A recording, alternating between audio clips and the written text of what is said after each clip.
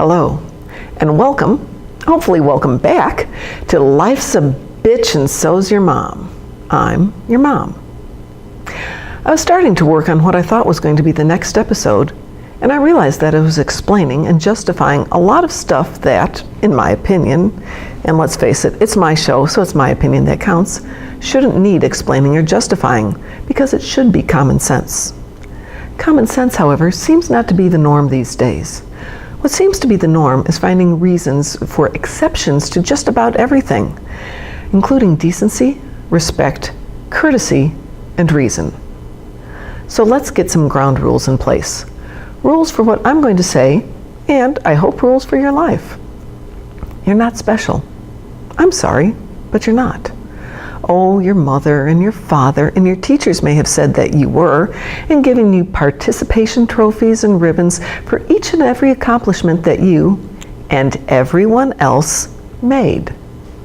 But that doesn't make you special. Quite the opposite, in fact. That makes you the same as everyone else. Now, don't get me wrong, you're unique, and I'm using that term correctly. Even if you have an identical twin, there's something that distinguishes you from everyone else on this planet, even if it's only your fingerprints. However, the fact that you're the only you still does not make you special. What you are is what you are, but so is everyone else. So the tendency these days is to give yourself dozens or hundreds of modifiers and labels: cis, trans, straight, queer, fluid, binary, aromantic, feminist, meninist, and yes, I know that's a parody, Marxist, capitalist, thisist and thatist, and get all kinds of offended when everyone does not acknowledge your labels and defer to your being special. So here's what I say to your being offended. Tough. Suck it up. Deal with it. Offense is never given. Offense is taken. If you're offended, it's your problem, not someone else's, and you're whining and you're moaning about how you're special and everyone else should recognize and accept it is going to fall on deaf ears. So stop trying to shove it down everyone else's throats. We're getting sick of it. And while we're on the topic, stop sticking your labels on other people. You know that incredibly overused and very stupid phrase that's running around these days? Subjects act while objects are acted upon. Well, guess what?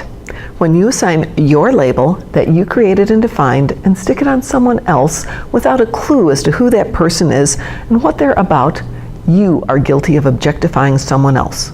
So stop it. Stop deciding what someone else thinks or believes until you spend the time needed to get to know them as an individual, to learn what they think and why they think that way. Then, and only then, can you make a judgment about that person and their importance in your life. I think you'll be surprised that those labels that you slap onto other people are nothing more than broad overgeneralizations that utterly fail to capture the subtle nuances that reflect a real person. Labeling people is like trying to paint a portrait with a 9-inch roller and a can of paint. It covers the canvas quickly and efficiently, but not accurately. It's not even close. And the really funny thing is that when you close your mouth and you tend to open your ears, you really start to listen. Really listen. You can hear what someone says, and you can evaluate what they say against your basis of knowledge. You can, get ready for it, think for yourself. I know, it's a real rush, isn't it? Thinking for yourself, not relying on what other people tell you to think or to believe, but to use that awesome mind you have to process data independently and to make your own conclusions. Wow, pretty cool, eh? Now, this doesn't mean that you have to change what you believe. You probably will over time, because that's how life is. But listening to new information allows you to retain your current set of beliefs and modify them, to get rid of them or change them, but it's your option. No matter what you do, what you decide to do, the very act of listening is helping you to think and to grow. And good on you for it. Listening is the easy part. Now we're going to go for the hard one. Just as you may disagree with the information that other people give you, people are also going to disagree with you. And I'm sorry, but they are. Disagreement, however, is not harassment. It's not vindictive or evil. Disagreement, especially intelligent and reasoned disagreement, is the way that we expand our basis of knowledge and thought. It allows others to pinpoint and point out differing points of view, alternate ways of looking at things. You don't have to agree with what someone is saying, but sequestering yourself in the safety of your echo chamber only hurts you. If you really want to grow into the person that you can be, you're going to have to put your feelings on the line, and sometimes you're going to risk getting hurt. You cannot just block all the comments because you don't want to deal with opposing opinions and negative responses. Don't get me wrong, there is real harassment out there. Some people just do not know how to disagree without making threats or taking comments to the level of unreasoning hate and cruelty. And when that happens, when it's not just that your feelings are being hurt because someone had the temerity to point out that you might be wrong, and that you don't speak for everyone else, or that you're just being a rude so-and-so, well then it's time to go to the authorities. YouTube, the cops, the FBI, they all have means for dealing with these threats. And if you really are being harassed or threatened, you need to get them involved. And yes, you do need to block the trolls. But you already knew that. If you feed them, they're just going to hang around and wait for another handout. But as I said, you already knew that. Which brings us back to the issue of your being a special snowflake. Yes, you're well, whatever the heck labels you want to wear at this moment. But one day, you're going to be something else. And then, as yesterday and as today, no one is really going to care about the labels that you want to wear. Because labels do not define you in the eyes of others. What you do does. Yes, they can be interrelated. You can be gay and work for the legalization of equal rights for gays. But you can also be straight and do the same thing. I'm going to let you in on a little secret. You can also be homophobic and still work for gay rights. There are more than a few people who understand that there's a difference between personal opinions and public policy, and that one does not automatically preclude the other. So it's time for you to ask yourself an important question.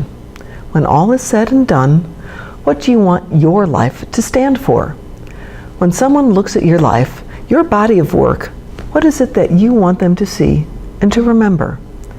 What kind of mark do you want to leave on the world?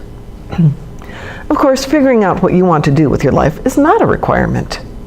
Many people, maybe even most people, go through their lives without any big goals, or perhaps without goals of any kind. We make it through each day, enjoying the achievements we reach, making enough money to feed the family or to buy a house, or successfully tending a vegetable garden, reconciling the company accounts, and we find ourselves satisfied with what we did. And there's nothing wrong with that.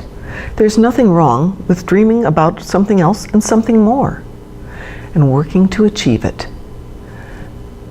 But to do something meaningful means stepping outside the security of the hug box and into the very real and often very scary world of other people, other thoughts, and other opinions.